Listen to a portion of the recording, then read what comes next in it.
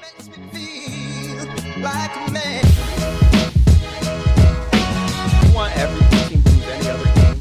Sorry. Bailey Zappi just did another dime. You know what? Whoa, time out. Are you kidding? That's what I'm I'm trying to drop a mic.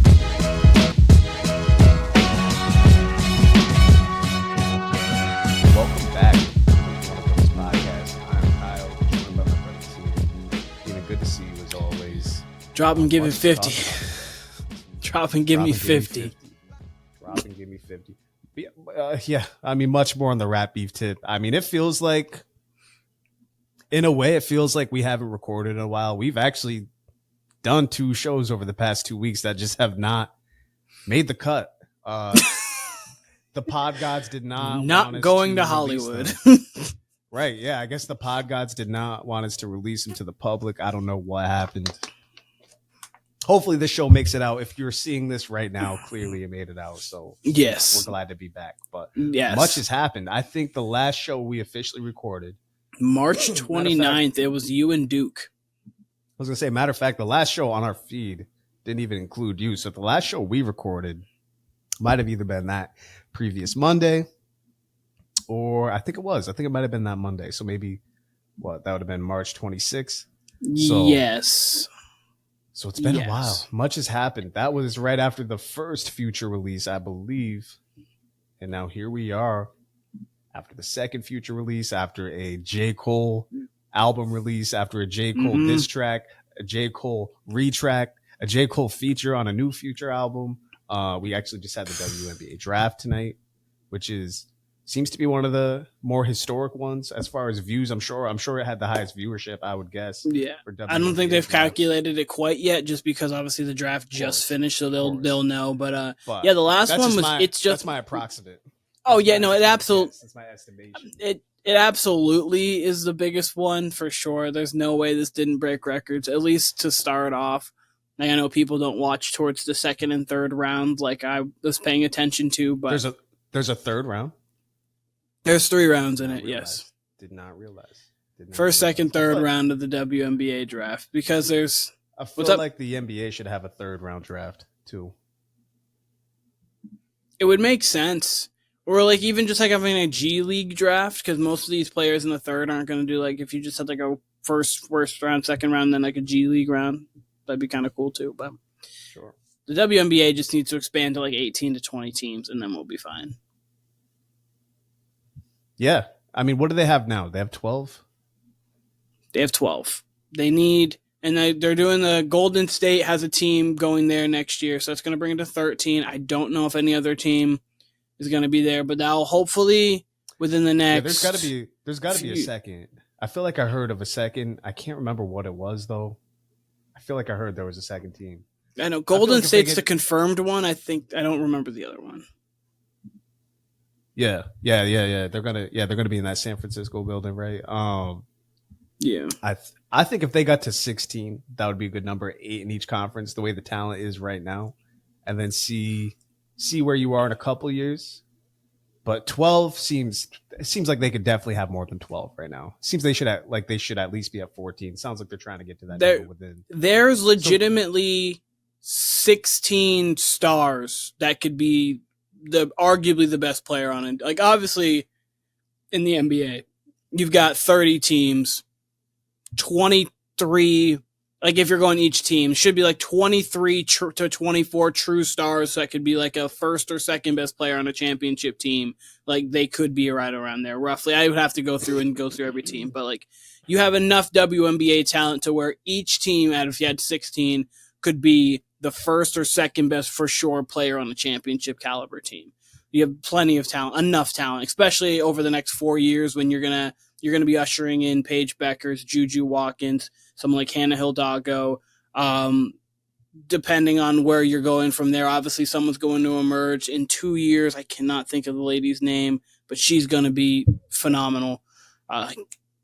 Chavez, I think Aliyah Chavez is her name, but she's gonna be crazy in 2 years. But yeah, there's enough talent coming in there. 16 teams would be perfect.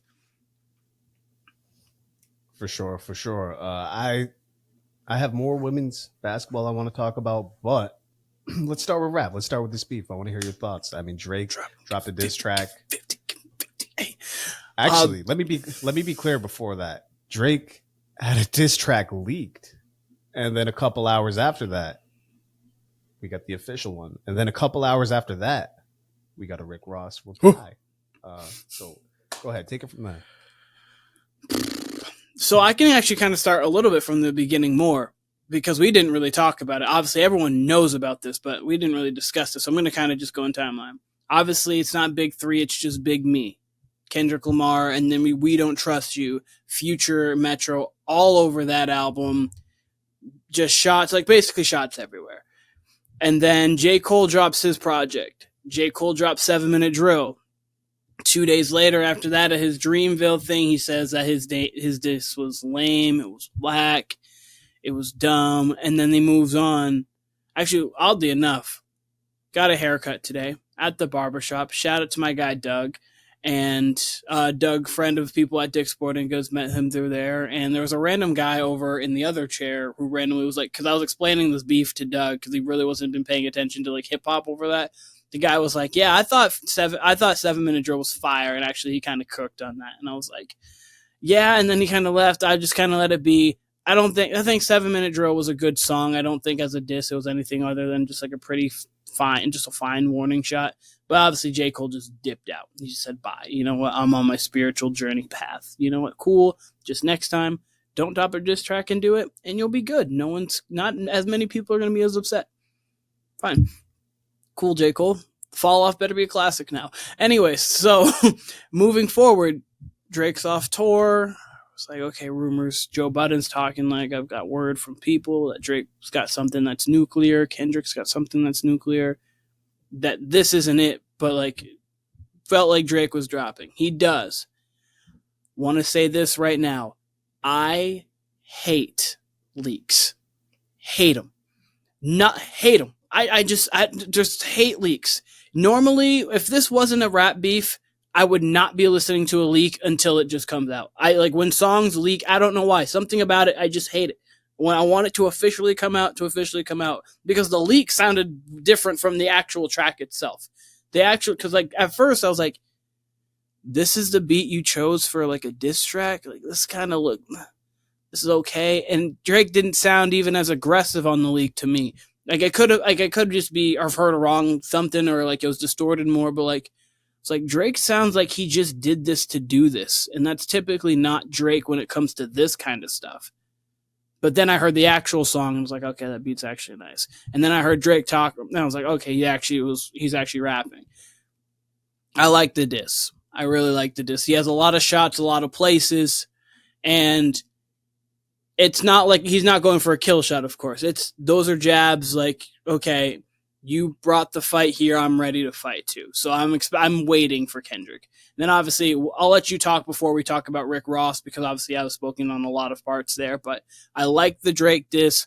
Wish J. Cole would have just said, "I'm not in it" before, because when you drop a diss track and then say that, you just look like it makes you look much worse than you just saying like, "Nah, I don't want it." Because even then we would have been like, "Really, J. Cole, you've been saying this forever." But you then drop a diss, say it's lame. Who likes Kendrick Lamar in here? Then play Love Yours after. You're on your spiritual journey, but just next time, just stay out of it. But okay, that's it. You can go. Yeah, I mean, to the J. Cole point, I think he looks better by the day, because that was I think that was last Sunday, and by this past Saturday, it had we'd already had 3 more diss tracks. We'd already had more shots on the R&B Future album. In 2006, this would hit much harder for J. Cole, but in today's culture where it is just go and go and go, people are going to forget that J. Cole even remotely had a diss track in about 3 weeks. Let Kendrick drop one, let Drake drop one, and let whomever else is going to drop one. We'll forget J. Cole even had this moment. Go on. Well, the weird part about it is then he appears on Future's album this past week, which looked interesting. Obviously, he could have probably told them not to release that if he didn't want it to look away. That's the only part that's interesting to me, because I'm sure it's an older verse. But he did allude to the retract of the song. So maybe it was an updated version of an old verse. I don't know. I'd be interested to hear the backstory about that. Yes. As far as the current beef goes and where it stands and all that, it's interesting. I mean, look, Weeknd Yes, Weeknd had a shot on this album. He's been taking shots at Drake on both future albums, but on this one specifically, he said how OVO has leaks in their camp, or they have holes in their camp, this and that. Just like the camp's not as strong. And I gotta say, for Drake, who's not allegedly, he's probably the biggest artist in the world. He's up there. It's like him, Taylor Swift, Beyonce, and whoever else. Right? Like biggest hip hop act out, and I think he'd probably be the third. I think you would have to Taylor Swift, Beyonce can battle it out for 1 and 2, and then Drake would probably be right there. True, and I don't know. I mean, I would guess Drake probably streams more than Beyonce at this point. Probably streams, but I don't know. Like, I don't think a Drake tour does exactly what a Beyonce tour does. Like, if that makes sense. Like, I think it's close. I mean, don't get me wrong. Stadiums. They're both. Don't get me wrong. We're it's picking billions. Like, we're just it's 900 million to like a billion %. So like, but again, if you want to argue, Taylor Swift's probably the biggest in the world right now because she's consistently dropping music. Obviously, Beyonce's had a project this year and she had a project in 2022, but Taylor Swift's been consistently dropping. She's dropping here soon, and it's going to shut the entire world down. But yeah. Yeah, and the fandom of a lot of these acts that's a different. I'm not even going to get into that. I'm not going to get into that. Back to the rap beef though. So Weeknd says that like you guys got holes in your camps. Your shit ain't as strong as it seems. And it was really interesting because it seemed like the people who were really like behind like, oh, Drake's got this, Drake's got that coming was Rory and Mal. Formerly, you mentioned Joe Budden.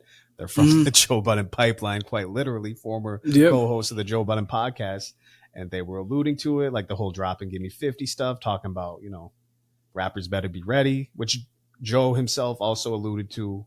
So we knew something was coming probably this weekend. Yes. And even though Future's album was an R&B album, we still got shots on that, clearly. More so by the featured artist than Future himself. But then we get the Drake record on Saturday, and then it leaks. And it doesn't, you can tell it's very rough, whatever it is. There was rumors that it was AI. There was rumors that it was AI on Twitter. Like, it was just, which, by the way, sucks because I don't know if you saw this earlier, Keenan, but there was a Kendrick diss that surfaced online today that people say is AI. That people are saying it's officially AI. And it sucks that, you said you hate leaks. We don't even have a leak culture anymore because we're not even going to know what's real and what's not. And unfortunately, that's going to be even bigger in society than just music. That's going to be everything that we're going to have to be like, okay, I don't know if this is real. I don't know, I don't know what this is. So the idea that you can create an AI, like you can just create someone random can create something that sounds exactly like Drake is crazy. Like just the idea of like I can be home right now and just like put something together and release it and it could be Drake. What? Like that's just so insane to me. It is, and you're right. To a level, it is kind of scary. You could put my voice on there, saying all kinds of crazy shit, and then you know what I mean. Like there's no. It seems endless and it seems incredibly scary. But yes, it really does. To that point, so. Drake drops. The only reason I was able to or people were able to confirm that it was not AI was because of Rory and Mal alluding to the drop and give me. And then DJ Academics as well. And then Academics later actually puts out the actual track, which is very interesting that we got streamers as the hip hop heads now, not actual DJs. Cause even though that's his name, DJ Academics is very much not a DJ, but important to the culture nonetheless, of course. Obviously. So, just different. And, if, again, it's Drake of all people. Drake's not supposed to have leaks. So someone leaked that shit. I don't know. We obviously haven't had real hip hop beef in a long time. Like we have a lot of internet rap beefs that don't really go on wax like this did. And for it to be as sloppy as it was. Last one I can truly remember that mattered a little bit was Eminem and MGK. Because like obviously right. and MGK is no longer a rap artist either. Like I think he was at his point of transitioning to like a pop artist during this time. But even that lasted like a week, you know? Yeah, it wasn't that long because like obviously we just 2 tracks. We recently had like Meg Thee Stallion take a couple shots, the Meg's Law or whatever it was at Nicki, and then Nicki dropped Bigfoot, and then nothing came of that. I was kind of hopeful for that happening, that Meg was going to come back and then do whatever. It doesn't matter because like they're just going to do what respond. They hope. I mean, maybe it's been a while, so she might like wait until her bride. But whenever she responds, it's Nicki, so it's going to be big. But the last one that I can truly remember that had an actual status, I bet there's like some lower level rappers that are going back and forth, whatever. But MGK and Eminem, I preferably actually think MGK had a better diss to Eminem than Eminem, but everyone's. I don't know. There were more like kind of double entendres, like twisted into Eminem's career, kind of how he broke that down. Rather MGK than like Eminem, kind of just like have to give you a career to destroy it, kind of things like that. Like those, like to me, that just doesn't hit hard because MGK already had a career and things. So like things like that just don't hit as hard to me. But I'll say go this. on. Drake's verse Drake's diss was decent. I didn't think I saw enough people like I'm not really feeling this. Where I'm like, damn, this didn't have the impact I thought. Like usually you'd have people really gassing it, which people kind of did. Obviously, it was both to me from what I saw. But you definitely got because I feel like that's kind of Drake's MO. I've never really felt Drake's put out like a super hard, like oh my fucking god type diss track, like back to back. That was more of a song than it was a diss track. Duppy freestyles his closest thing to that. Sure. And it was not cool, it was not oh my god, but that was direct. That was really good. That to me that was really good. It was direct and he was rapping, he was barring you up, right? And he was my thing with that is Push came at him and then he responded more to Kanye than Push. But whatever. It was a good response. Yes. Kept the beef going. This one though, like, all right, Kendrick says, "Motherfuck the big 3, come with 3 switches." He really only made height jokes at Kendrick. The only thing he said to Metro was, "How you big stepper with a size 7 man's on?" Yeah, and to Metro, all he said was, "Shut your hoe ass up and play some drums," which was funny. Like that's funny, but it wasn't really like kind of fun. It wasn't anything crazy. So like it was a good diss, but I mean. I think you got to give Kendrick the edge. The drop him give him 50 was kind of actually clever just because there was that video that surfaced of Kendrick doing 50 and then like he was talking about obviously like Top, like the way like you have to give 50% to Top. Obviously he's Kendrick's from TDE or was from TDE and all that kind of stuff. Like so like what he had, there's a lot in between. So obviously with Drake's great with subliminals. Like he's not Jay-Z exactly, but he's like right under Jay-Z when it comes to the subliminal game. Like he weaves a lot more in there than you would assume. But I agree with you that like it wasn't when you left that track from Drake, you were like, Kendrick needs to respond because this is what he pretty much asked for and this is what we want. Well, we know he's going to respond. But no, we know he's going to. But like, I'm just saying, we left it like Kendrick's got to respond for sure. He couldn't just leave it and let it be. But also, this is not like anything was damaging or anything like that. It was a solid Floyd Mayweather 6th round. And it's round 1 of this beef, really. So, all the stuff that's going to escalate, it's going to come with whenever Kendrick drops, which. It sounds like it could be tomorrow. My guess is it'll be before the new Music Friday. So Kendrick supposedly, this diss track he's about to drop has been accumulating for 4 years, and he's just been adding to it. Supposedly, and the producer for was it Rigor Mortis?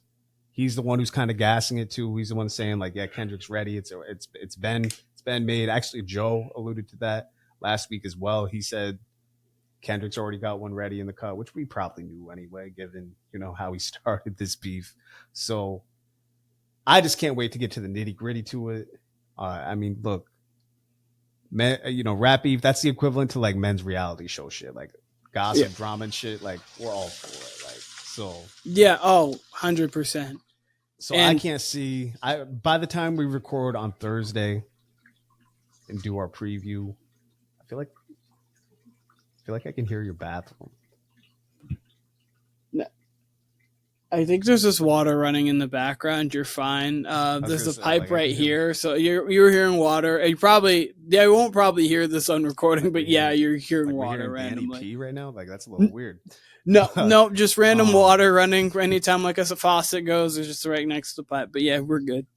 I think by the time we record Thursday for our NBA preview show, little plug right there. I think we will already have either a Kendrick response or something. We'll have some sort of response from one of the parties involved. I would guess it's Kendrick, the way people are talking about it today. And if we have a Kendrick response by Thursday, maybe that means we have a second Drake response by next weekend, or this coming weekend, I should say. Who knows? This is all very interesting to me. I actually want to do a deeper dive on all the disses that have dropped. I haven't even gotten through the Future album, the R&B one, just yet. I had quite a busy weekend actually, so I didn't get to listen to what I wanted to listen to it. Yeah, my skim through. I love the production.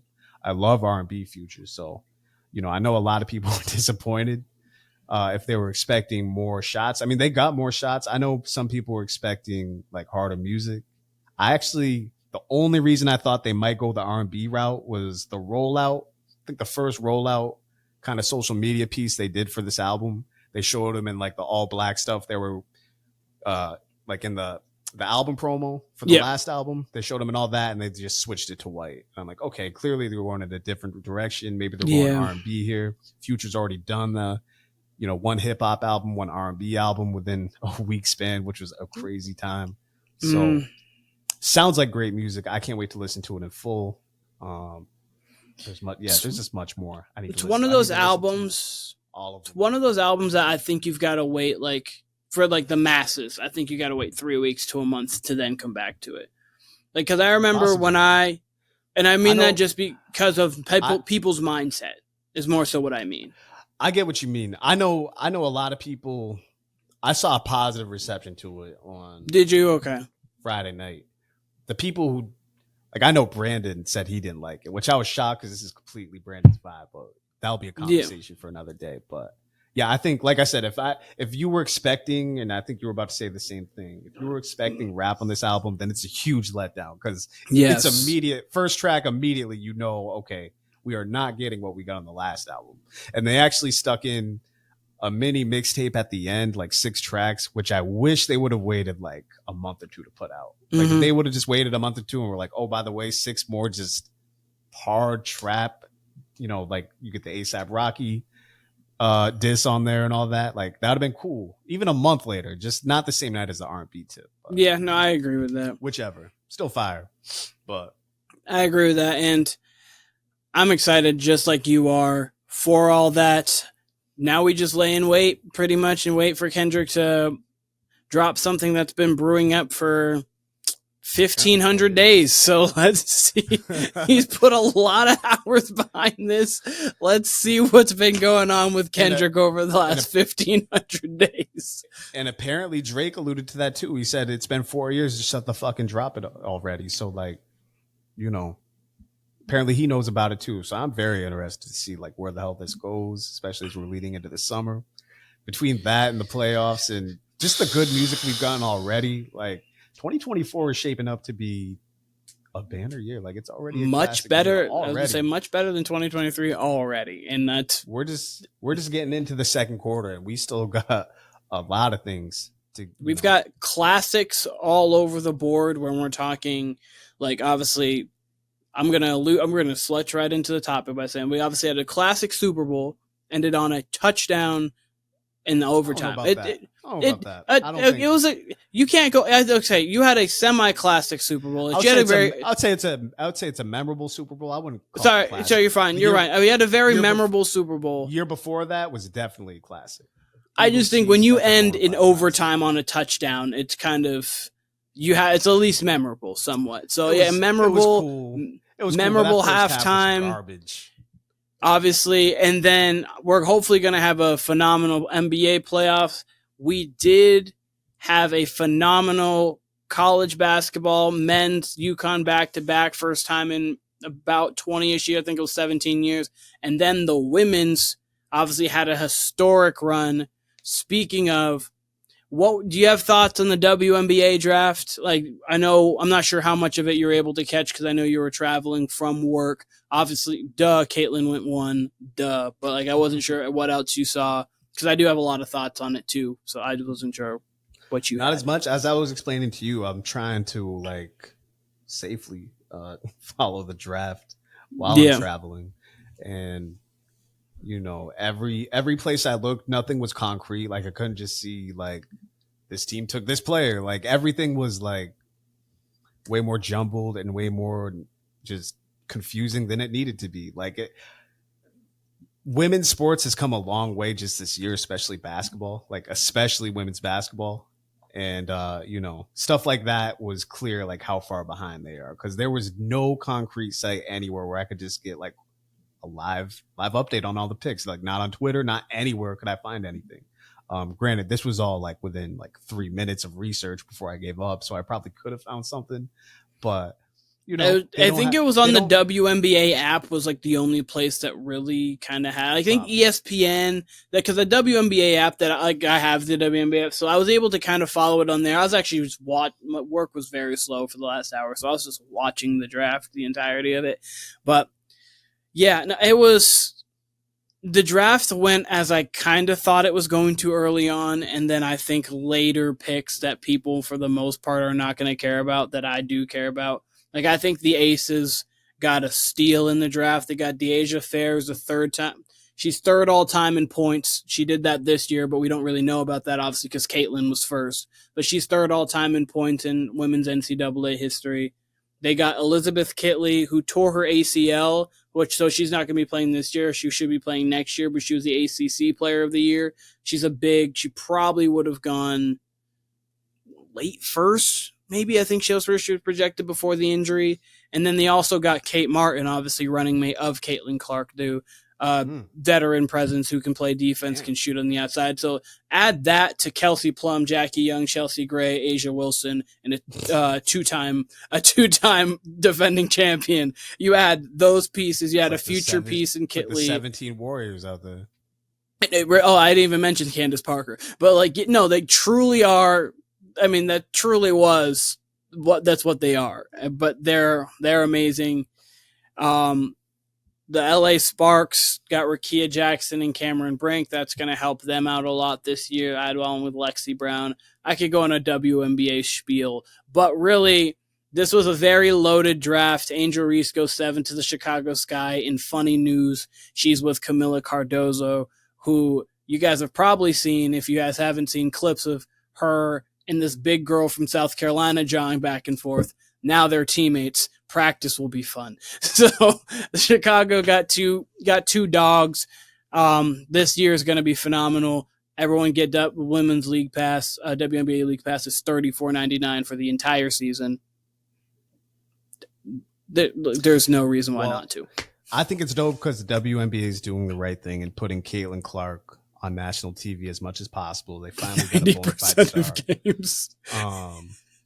And they've had stars before, and let me be clear, it seems like the WA has been growing in a real way. I would say for maybe about 6 years, I really have seen it pick up on social media. Since Brianna Stewart really came into the league, once Brianna Stewart came into the WNBA, Maya Moore was winning championships with the Lynx at that time. From that point on, there's been notable stars like obviously Maya Moore, as I said, Brianna Stewart, Elena Della Don, Skylar Diggins. Obviously, there's Diana Taurasi, Sue Bird. So, like, notable names to people who aren't, like, basketball fans. They're like, oh, I know that. And then, obviously, you have to think with Kobe around that time, too. Kobe was sitting courtside when Diana Taurasi broke 10,000 points or whatnot. So, like, there's little things like that. So, you're right. It's been growing for the last, like, 5 to 6 years. Last year had crazy to think like 800,000 I think was the average final watchers, which is like for them for like the most since their first couple of years. But and that's not much. It's not much, but like it's growing. it's interesting because the college game, like when Taurasi and when Candace Parker and when Maya Moore, like when they were in college, like you still get good views, right? You're still going to get a decently high viewership, right? Maybe not on the men's level, but it wasn't low viewership like the WNBA has predominantly been. So the fact that they're going to get probably real views with Caitlin Clark and they're capitalizing on that. And then the second star of name in this draft to everybody would have been Angel Reese. Mm-hmm. And where's she going? As you said, she's going to be with somebody who is already a familiar face because we've heard about South Carolina. South Carolina was already a draw. Like you said, they had entertaining games with LSU and you know the little beef she had with Angel Reese. So people know her. Maybe they don't know her like they don't know Camilla like Angel Reese, but like that's going to be a familiar face to them. So that already that's already enhancing right there. And I know Cameron Brink went second, and that's probably someone who social media basketball followers know. You know what I mean? Like I was gonna say you've seen her on a couple commercials.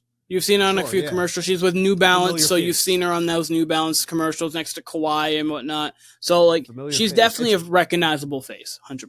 It's a perfect storm of things, Keenan, because as we alluded to, you know, the last time we talked about it, you're going to have Paige coming in next year. You're going to have Juju coming in 2 or 3 years. And by the time Juju Watkins gets in the league, Keenan, they're already going to have not only established stars in the league, like ones that we're not even talking about right now. The league's already going to have grown. Caitlin's going to be a 3-year pro.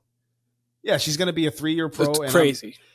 I'm saying this because it's going to happen. The fact that we've seen it grow so much in college, the WNBA, will it ever get to the NBA level? Probably not. But will it grow to a point where it's going to be more recognizable? Absolutely. It can grow to a UFC level. That's kind of thing.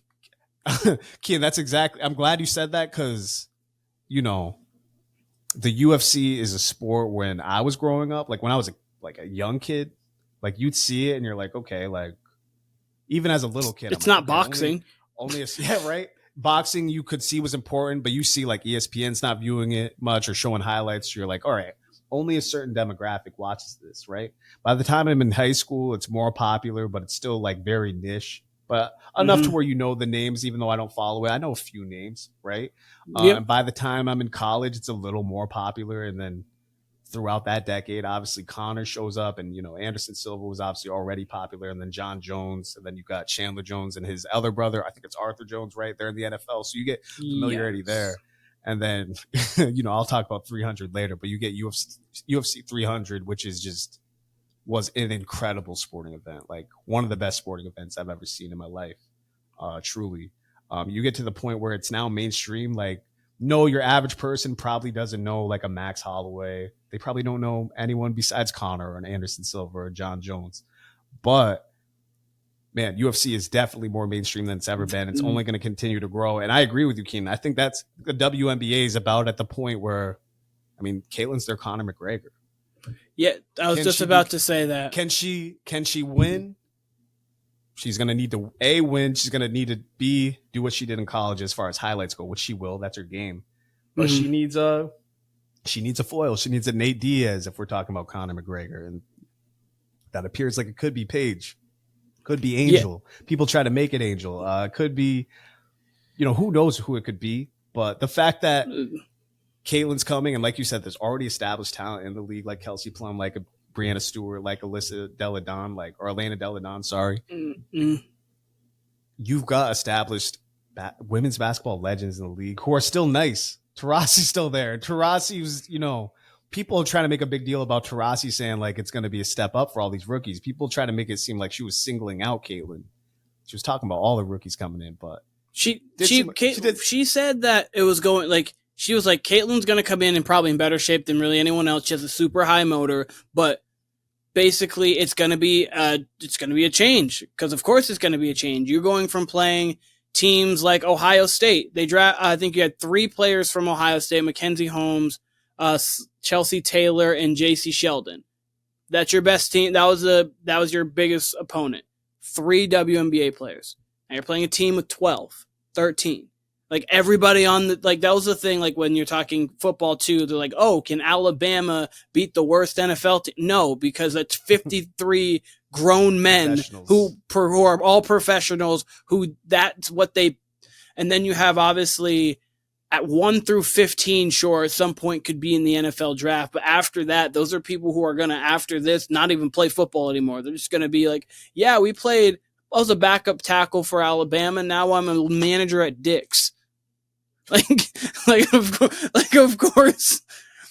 course it's not going to work out like that. But Caitlin's going to have to take, is she going to average 32, 7, and 8 this year? No. If she does, the league's over with. The league's done. If she can come in and average 32, 7, and 8 her rookie season, league's over. Done. I can't wait to see what she averages.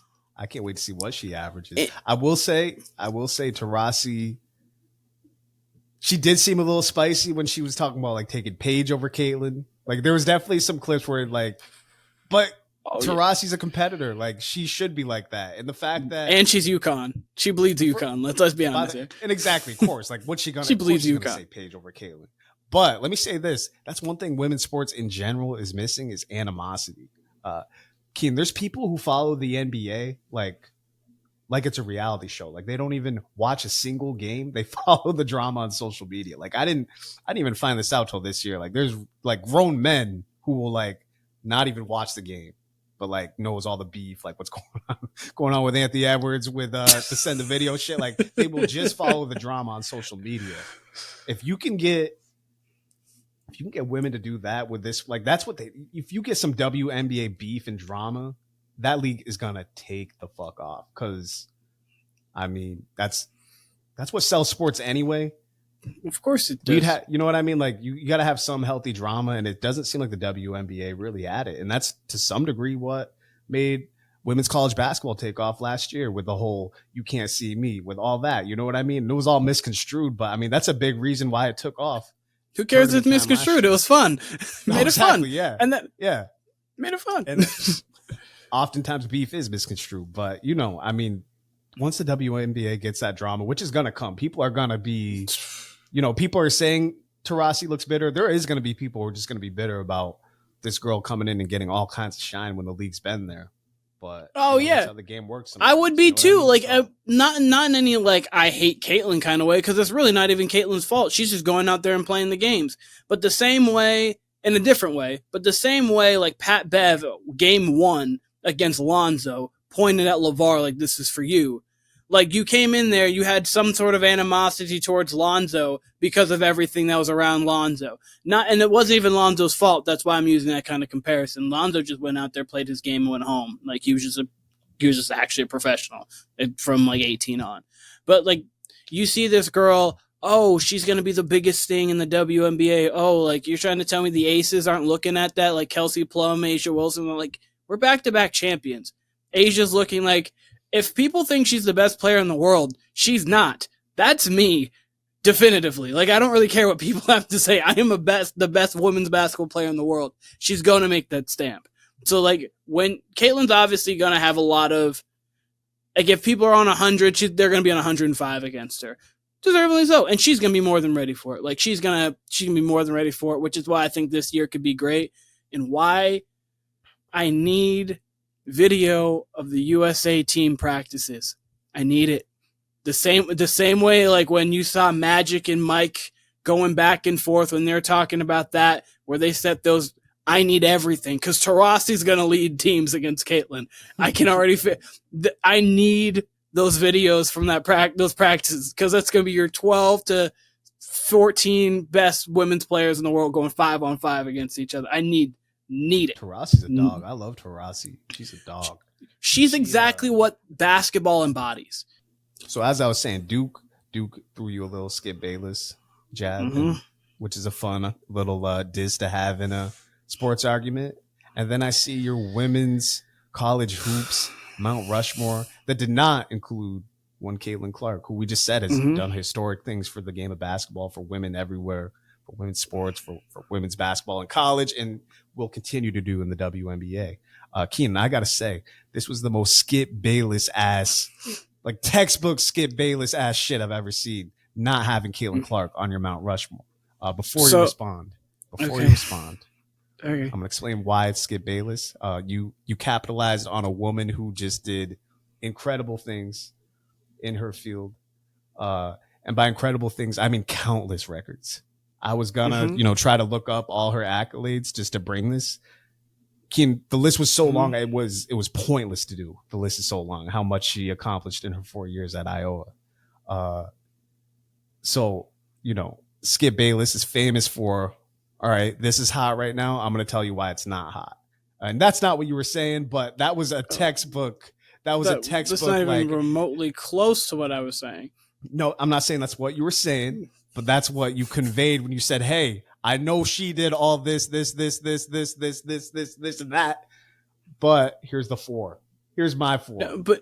I'm going to let you go and then I'll explain everything. No. I mean, feel free to explain. I'm just saying that was a textbook Skip Bayless of, oh, she's hot right now, but here's why she's not in the top 4.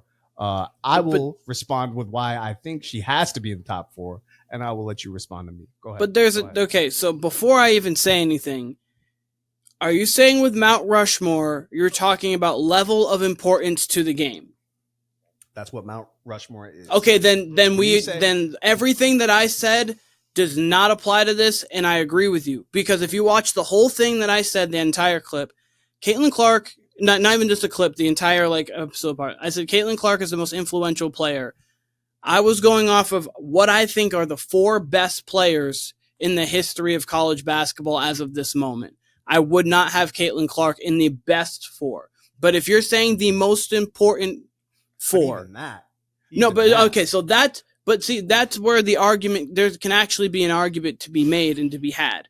But what I'm saying is the best 4, I don't have Caitlin there. I have her at 5, or I have her probably at 5. 5, you have her right around there. But Mount Rushmore, if you're talking Mount Rushmore as most important, she is 1. And it's not an argument and it's not a question. So that's, I guess, but people got misconstrued when I meant Mount Rushmore. I meant she is not to me. Because Mount Rushmore, top 10s are top 10s, but Mount Rushmore is, you can't have this conversation without these 4. That's why. Okay, so if that's the conversation, then she's the number 1 face, and it's not even a question. So I don't disagree with anybody who, if you had problems with that, I just meant the 4 best players, and I used that just because it was easy with 4. But so sorry that I got misconstrued. But I don't think you can be a top 4 player and not have 1 championship. You don't need. It's not all about that. But not without 1. I can't put you in top. Especially when there's other players who have done great things. I think you're discrediting other players and what they've brought to the game when you're doing that. But I'll let you answer before I go on why. So, who was your 4? It was Cheryl Miller. Cheryl Miller. And then your other Cheryl Miller. Your other 3 was Brianna Stewart, Candace Parker, Maya Moore. Tennessee. So you had 2 UConns and Tennessee. Who, Keenan, I bet if you looked from 1995 to now, so it would be, I bet it would be 80 to 90% that the top recruiting classes were UConn and Tennessee, especially in the 90s into the 2000s, right? Caitlin Clark didn't have that at fucking Iowa. She would never have that at Iowa, and that's where college sports differ very much from the pros. You got all-star teams in college. You can pick your litter of the top 100 recruits, top 150, 200 recruits. And if you're UConn, especially in women's sports, UConn or Tennessee at a certain time, you could literally have 3 or 4 of the top 15, 5 of the top 10 even, right? I'm sure UConn's had years like that. Caitlin did not have that. And if you want to say, okay, she put up all those stats because there was not much talent around her, well, Della Don, why am I blanking on her name, Keenan? Is it Elena or Alyssa? I feel like it's Elena okay. Della Don. All right. I don't know why I forgot that. I know who, but Elena, she played at, was it Washington or Washington State in college? She played at, I believe Washington. And she put up all kinds of numbers. She didn't have much of a team around her. She obviously got drafted. She's obviously a star. She's got sneakers. We all know that. She still ain't do what Caitlin did, and she's a phenomenal scorer. And that's why she's not in the top 10 or anything like that. I just don't understand. But I'm saying she's an incredible talent herself, an incredible player herself. This game's been around forever. And nobody, not anybody has done anything close to what Caitlin Clark has done. She's breaking records that are, 40 plus years old. And as far as like Pete Maravich and this and that, like that's, even if you don't got a ring, you are so damn accomplished yourself. That's got to set you apart from something. But all of these other athletes are, when you talk, I mean, she broke scoring records. She's the first person to have 3,000 points and 1,000 assists. She's breaking scoring records, absolutely. The most threes. But yes, that's going to happen when time comes through. I understand that completely. She made the last 2 title games as well. She made the last 2 title games. I understand all that stuff. But like 2 Naismith player of the 2 Naismith player of the year. Yeah, and then you have 2 of these who have 2 undefeated teams. Maya Moore had 2, Brianna Stewart had 2. Anyways, besides the point. But 2 Naismith player of the years. Like when you have 3 and 4, I think we're discrediting. I understand how great Caitlin is, but we're discrediting other women because they're just not, they weren't as flashy. And I completely understand that. I think it's the same thing that people do with Tim Duncan all the time. Who's discrediting? Who's discrediting? Kyle, to not brand, who would you take off the list? Is she better than Cheryl Miller? I would take Candace Parker off the list. Cheryl Miller was probably the first women's basketball star. So you kind of she dropped 105 in a high school game. Exactly. She was you kind of got to keep her because she's that's the one first women's star. Especially if you're going Mount Rushmore, I would take Candace Parker off personally. She was I was a kid, but I still lived through like Candace Parker, and she was your typical college star, and she won. Clearly, she won two championships. But I mean, she was an star. Look at the star Caitlin is, and look all that Caitlin's done. Yeah, Candace is great. I love Candace. Candace is fun to watch. Like she's an incredible passer. She's one of the great. She's a dunking in games. She's gonna go in the college games.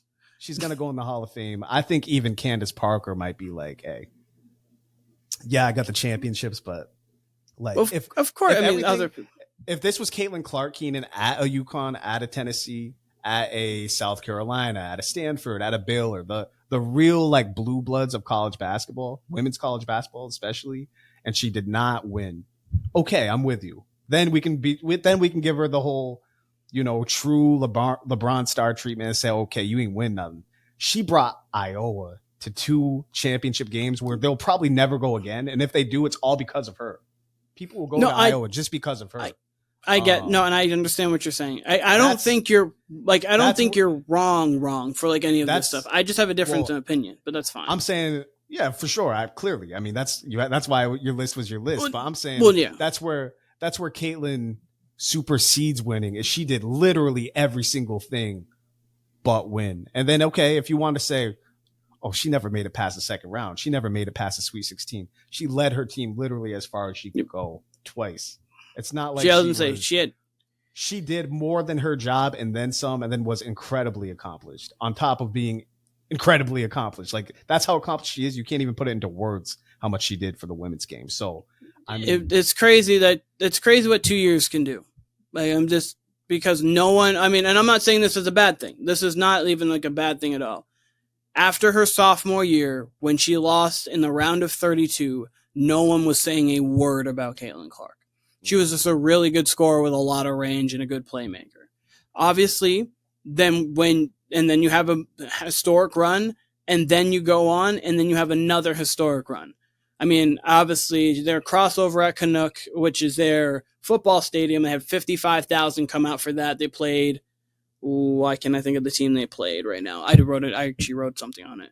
But, like, so I agree, since my Mount Rushmore kind of got misconstrued for what I was saying. Absolutely agree that she is on the Mount Rushmore if you're talking of just influence. She's the number 1, and it's not close. Number 1, not close. Next would be Cheryl Miller, because I think you're right. She's the first star. But so I think Cheryl Miller has to be on that list. I think Brianna Stewart's done too much to not be on that list. I think Maya Moore has done too much to be on that list. So the conversation would be Candace Parker and Caitlin Clark. And if you have Caitlin Clark over Candace Parker, that is fine. I don't hate you for it. It's nothing like that where I don't think you're flagrantly wrong. Like there's no way you could have that. Like just like the way people, the way I've even read and heard and saw, like the way she's talked about was like, and everything that I've done on Reach, because I've had to research a lot on her. Everything that was said was the fact that she brought a man's style to a woman's game. The way she played, the flair that she was playing with. She went to a story program and did more than what was expected of her at that story program.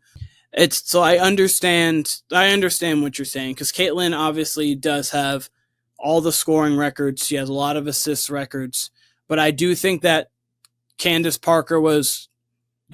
Parker was playing the way she did exactly then today, I think we would talk about her differently. This was the Warner Brothas Podcast. That is Kyle. This was Keenan. Hope you guys enjoy. We will see you guys soon, and enjoy the basketball playoffs, because I will be enjoying the basketball playoffs. Like a man.